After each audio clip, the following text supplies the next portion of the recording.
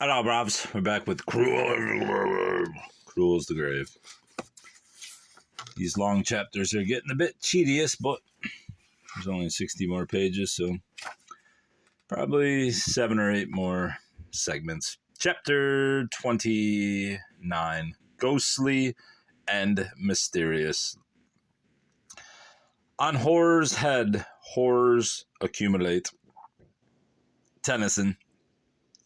An icy sweat of terror bathed Sybil's form. She tried to cry out, and did utter a low, half-stifled scream, but the cold fingers of the ghastly creature closed tightly upon hers, and thin, hollow voice murmured, "Hush, don't make a noise. Don't be frightened. I can't hurt you. I'm chilled almost to death, and you were so warm. I crept to your side to tell you something. You are hiding here. You are in hiding here, and so, ah!" The reed-like murmur ended in a terrific shriek. There was a silent movement, and Sybil felt the clammy form snatched up from her side and borne away in the darkness. And then the spell that had bound her faculties was unloosed, and she uttered scream after scream as she shook and awakened her husband. "In the name of heaven, Sybil, what now?" he exclaimed as he started up into a sitting posture. "Oh, Lion, for the love of mercy, get up, get a light. I shall go mad in this horrible place," she cried in a perfect frenzy of terror. "Calm yourself, Sybil. There is nothing to fear. I am here with you." "I will strike a light," answered Lion Berners quietly, as he got up and groped about in the darkness for the tinder box. Striking a light in those days was not the quick and easy matter that it is now. When the tinder box was at length found, the flint and steel had to be struck together until a spark was elicited. Pardon, I had to sneeze there. When the tinder box was at length found, the flint and steel had to be struck together until a spark was elicited to set fire to the tinder. So it was full 5 minutes from the time Lion was awakened to the moment that he lit the candle and looked upon the pale and horror-stricken face of his wife. "Now then, Sybil, what is it?" he inquired. "Oh, what is it? This place is full of devils," she cried, shaking as with an ague fit. "My dear wife," he said in surprise and concern to see her shudder so fearfully, to hear her speak so wildly. "It is, I tell you, full of devils, Lion," she repeated with chattering teeth. There chanced to be a little wine in their stores. He went and poured some into a glass and brought it to her and made her drink it. "Now then, tell me what has thrown you into this state. What has happened to terrify you so much? Another dream, vision, apparition, what?" he inquired as he took from her hand the empty glass. "Oh, no dream, no vision, nothing of that sort. It was too dark to see anything, you know. But, oh, it was something so ghastly and horrible that I shall never get over it," she exclaimed, while shudder after shudder shook her frame. "Tell me," he said soothingly. "Oh, it was a damp girl," she cried. "A damp girl," he echoed in amazement and alarm, for he almost feared his dear wife was going crazy. "Oh, yes, a damp girl. A clay, cold, clammy, corpse-like form of a girl." "Where? When? What about her?" "Oh, I woke up and felt her lying by my side so close that she chilled and oppressed me. I put out my hand and she caught it in her deathly fingers. I screamed, but she spoke to me. She was about to tell me something when she was suddenly snatched up and torn away. My dear Sybil, this was nightmare again." Again, they're missing words. "This was a nightmare again. Oh, no. I have had nightmares and know what it is. It is not like this. All this was real as you and I. This place is full of devils." "My darling wife, have you lost your senses?" "Oh, no, but I shall lose them if I stay in this demon-haunted place a day longer.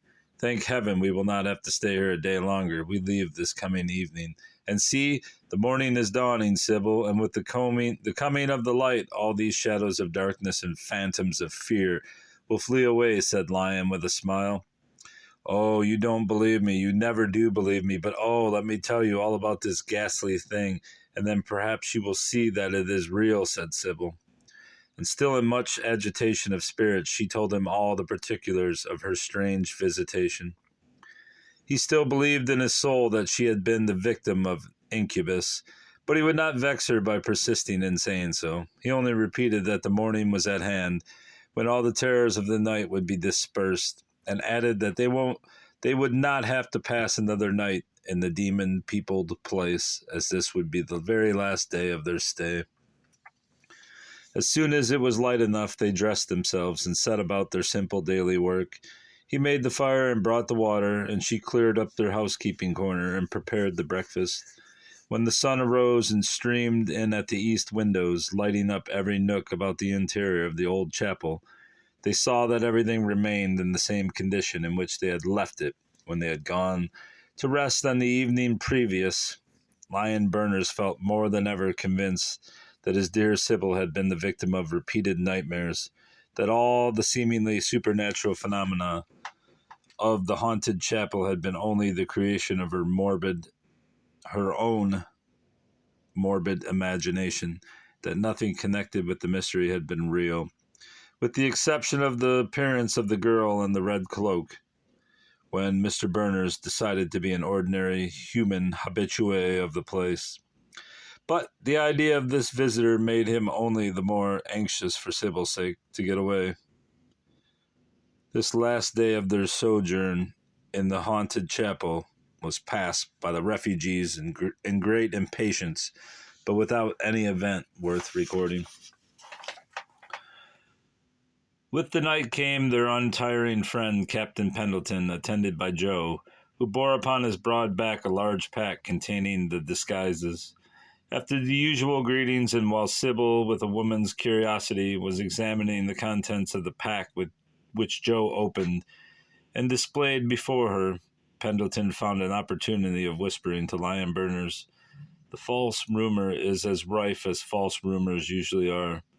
Everyone reports with confidence, and everyone else believes with assurance, that you are both in Annapolis, and will certainly be found by the officers within a few days. This is good, as it will lead off all pursuit from your road to Norfolk." Lion Berners nodded in reply, and Sybil came up to make some preparations for supper. "Well, Mr. Berners," spoke the captain gaily, "any more supernatural phenomena?" "Oh, I wish you had not asked that question," exclaimed Lion Berners, while Sybil grew deadly pale and shivered from head to foot. "Why, what's the matter now?" demanded the captain, lifting his eyebrows in surprise. "Oh, the damp girl!" exclaimed Sybil, shuddering. "The damp girl!" echoed the captain in growing wonder.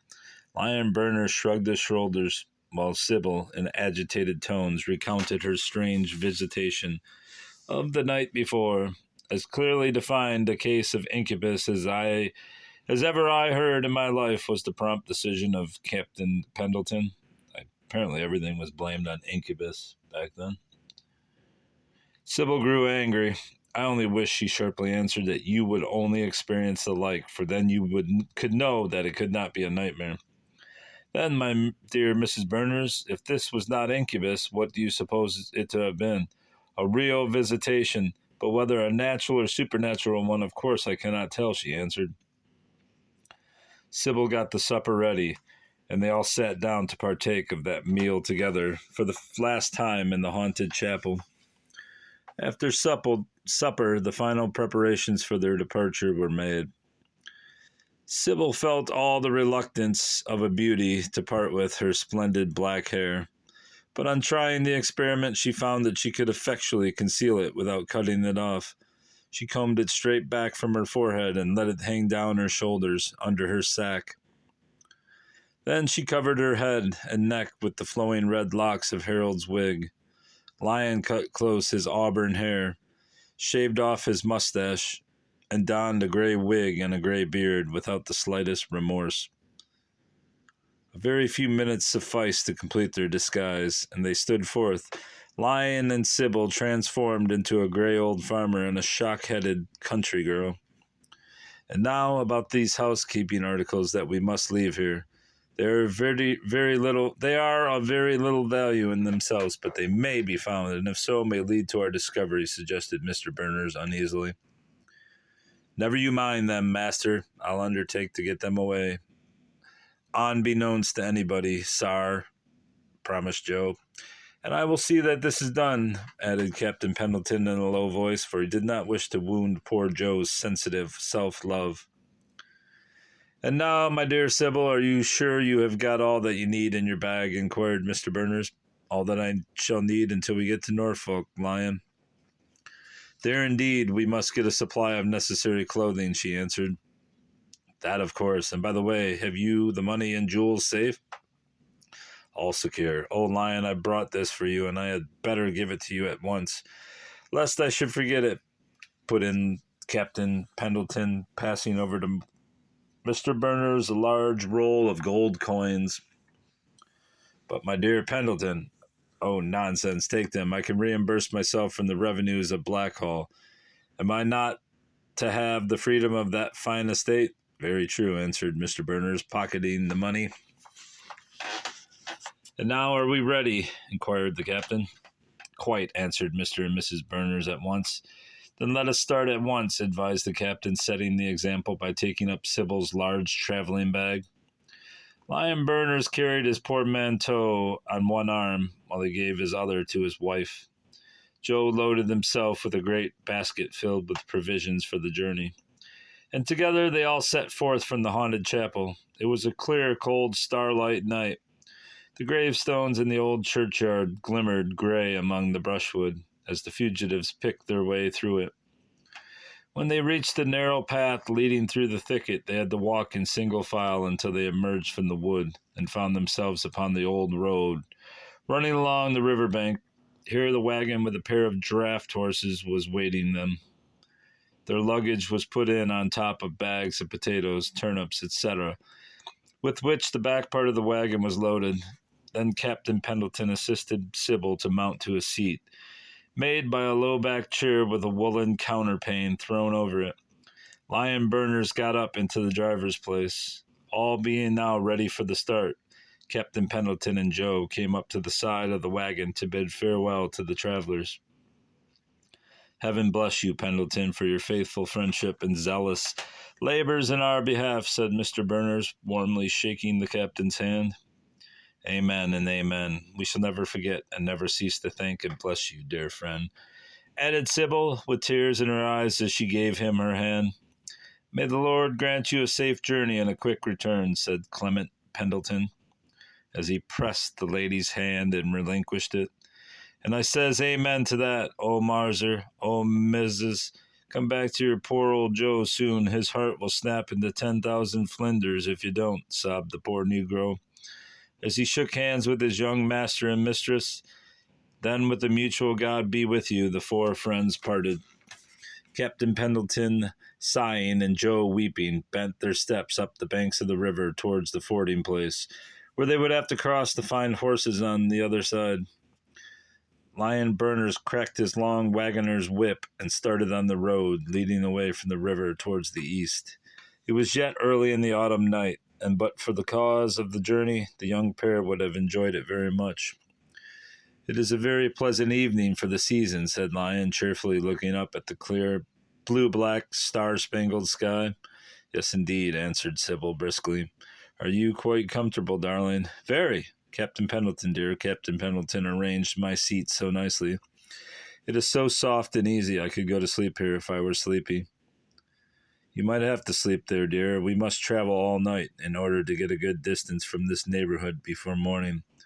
"I can bear that very well, as comfortably as I am placed. But you, dear Lion, you who are driving, you will be tired to death." "Not at all.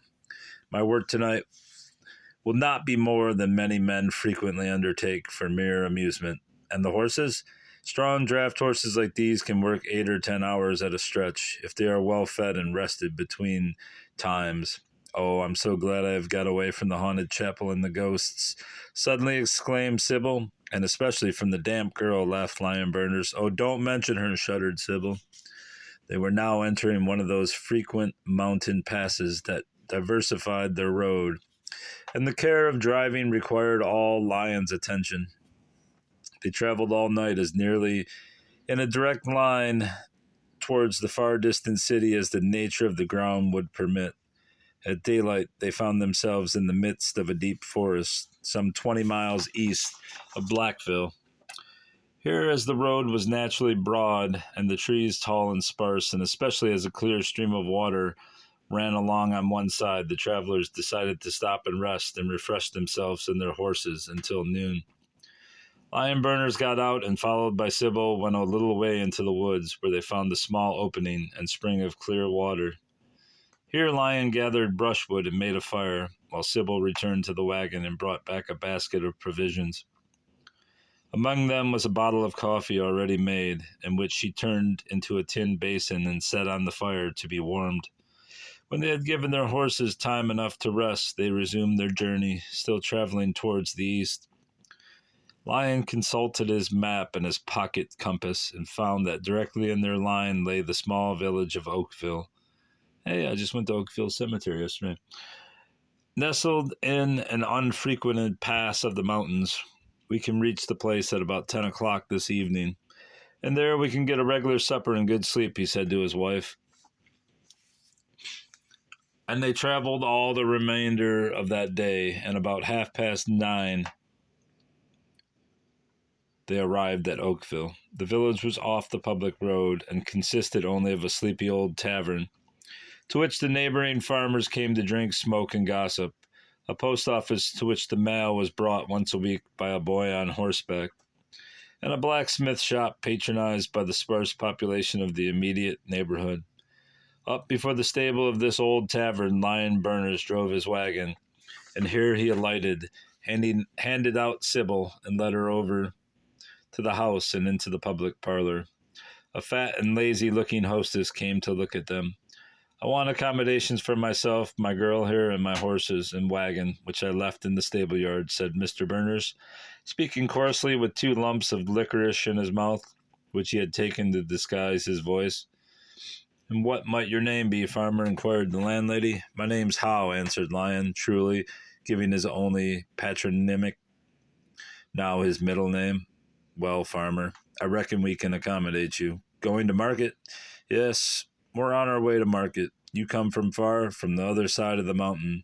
Well, I reckon we can accommodate you. You must excuse me asking you so many questions, but the truth is you're a perfect stranger to me. And it is very late for you to come here, you know, which I wouldn't think so much of that neither, only since that horrid murder at Black Hall I have mistrusted every stranger I see.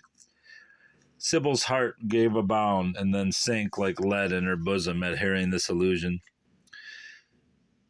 Lion also felt an increased uneasiness. Luckily, they were sitting with their backs to the light, so that the gossiping landlady could not read the expression of their faces, which indeed she was too much absorbed in her subject to attempt to do.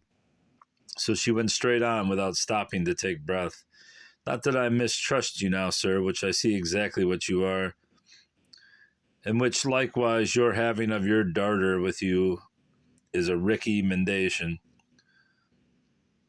For men don't go about taking of their darters with them when they are up to robbery and murder. So they do they now, sir? I should judge not, though I am not familiar enough with the habits of such gentry to give a decided opinion, said Farmer Hall. You'll excuse me, sir, but I am a lone widow living here, and not used to seeing much of anybody but my old neighbors, which come occasionally to enjoy of themselves. And I do mistrust most strangers, though not you, sir, with your darter, as I said before, but most other strangers, because they do say hereabouts that it was a stranger to the place, a red-headed man, as put up at the inn at Blackville that night, and never was seen afterwards, as did that murder at Blackhall. Ah, do they say that? I thought they laid it on a lady, observed Farmer Hall. La, sir, the idea of a lady doing such a thing, and a raal high-born lady of quality like Mrs. Burns, or whatever her name was, and doing of it to one she had took in for charity too, 'tain't likely, sir, but you know, I suppose, that they did accuse the lady. Oh, yes, I know they did, and that the poor lady had to run away and go to Annapolis. But that was that Blackville set. That ain't got no sense. But as for us over this side, we believe it was that red-headed stranger as did it. There's no doubt of it in the world, said Farmer Howe recklessly, feeling that he was expected to say something. And at this moment he looked towards Sybil and saw that she could not endure the subject of discussion for one moment longer. So he turned to the landlady and said, "We have traveled some distance and feel very tired and hungry. Would you oblige us with supper as soon as possible?" "We do not need much, only let it be nice and warm." "Surely, sir, it is late, but we will do the best we can for you," said the landlady, hurrying away. Mr. Berners stooped to whisper to his wife, "Sybil, darling, I hail this woman's faith as a good omen. Keep up your courage and remain in that shady corner until I come back. I'm going out to the stable to see that our horses are properly attended to." And then Lion left the room. By the time he returned, a table was set in that parlor, and a good supper spread for the travelers. When it was over, the landlady showed them to a couple of communicating rooms upstairs, where they passed a very comfortable night. At daybreak the next morning they arose and breakfasted and resumed their journey. Lion Berners again consulted his map of the state and his pocket compass and laid out his road. It lay far all that day. It lay for all that day, up and down, in and out, among the wildest passes of the Allegheny Mountains. At noon they stood for an hour to rest and refresh themselves and their horses, and then again went forward. At night they reached another hamlet at the foot of the mountain range. They put up at this hamlet, which was called Dunville, and which boasted one tavern kept by an old Revolutionary pensioner called Purley. Here also Lion Berners gave his name as Howe, and here again he and his wife were destined to be told all about the murder. "You see, sir, a little below us there on the other side of the mountain, they do say as the murder was done by the woman's husband, as she had run away from, but there are a set of poor ignorant folks out there. Now it stand to reason, sir, it couldn't have been done by him, and it must have been done by some member of that band of burglars that they say is lurking somewhere there away by Blackhall." "Band of burglars? Burglars?" echoed Farmer Howe in astonishment, and he was almost about to betray himself by saying that there could be no such band there when he recollected his position and held his tongue. Farmer Howe and his daughter spent a refreshing night at old Purley's tavern at Dunville, and at daybreak next morning, after a very early breakfast, they resumed their journey. And again, as usual, Lion Berners consulted his map and his compass. He now found that his most direct route lay through a thick forest between two mountain ridges. They traveled all the morning and, as usual, stopped at noon for rest and food for themselves and their four-footed friends. In the afternoon, they set forth again and traveled until they reached Iceville, a considerable village situated high up on one of the tablelands of the Blue Ridge. In this town there were 3 taverns. Farmer Howe and his daughter put up at the most humble of the trio, and here, too, the talk of the hour was the homicide at Blackhall. They say about here that it was one of the lady's admirers who killed her in a fit of desperation from love and jealousy. For the lady was well known to be a great coquette, said one village authority to another, in the presence of Farmer Howe. When our travelers found themselves alone that night in one of the 2 small adjoining rooms that had been assigned to them, Lion Berners turned to Sybil and said, "You see, my dear Sybil, how it is. A prophet, prophet hath honor except in his own city. No one out of Black Valley thinks of accusing you. All the world might accuse me so that my own old friends and neighbors would justify me," said Sybil sadly. They passed another night in peace, and the next morning at daybreak, as usual, they breakfasted and then set out on their 4th and last day's journey. Again, the map and the pocket compass was called into requisition, and Mr. Berners laid out their route for the day. Their way lay all that forenoon through the beautifully undulating, heavily wooded, and well-watered country lying east of the Blue Ridge. As before, they broke their journey by an hour's repose at noon, and then recommenced it. And at 12 midnight, they arrived safely at Norfolk. And that's all for today, bravs. Next time, Chapter 30, Flight and Pursuit. And perhaps some more ghosts, but I doubt it. Goodbye. Goodbye.